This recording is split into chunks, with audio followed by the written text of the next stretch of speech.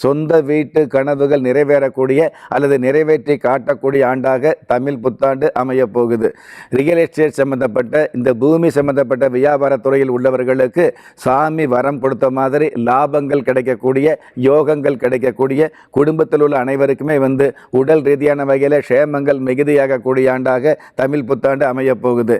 கடந்த காலங்களில் எவ்வளவோ நோய் நொடிகள் இருந்துகிட்டு இருந்தால் கூட தீராத நோய் நொடிகளுக்கு தீர்வு கிடைக்கக்கூடிய ஆண்டாக தமிழ் புத்தாண்டு அமைய போகுது.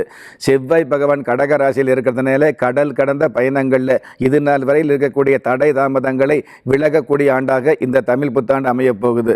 பொதுவாகவே செவ்வாய் பகவானும் சனி பகவானும் சாதகமாகவே இருக்கிறதுனால, அதாவது மருத்துவ துறையில் உள்ளவங்க மகத்தான சாதனைகளை நிகழ்த்தி காட்டக்கூடிய ஆண்டாக இந்த ஆண்டு அமைய போகுது.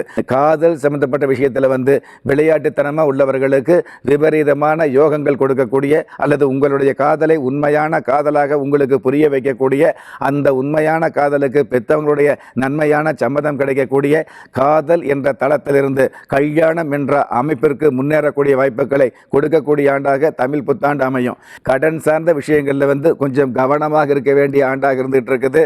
உபஜெய லாபஸ்தானத்தில் தமிழ் புத்தாண்டு உதயமாகக்கூடிய உதயாதி நாளிகை வினாளிகளை லாபஸ்தானத்தில் கேது பகவான் இருக்கிறதால கடன் சம்பந்தப்பட்ட விஷயங்களில் மிக மிக கவனமாக இருக்கணும்.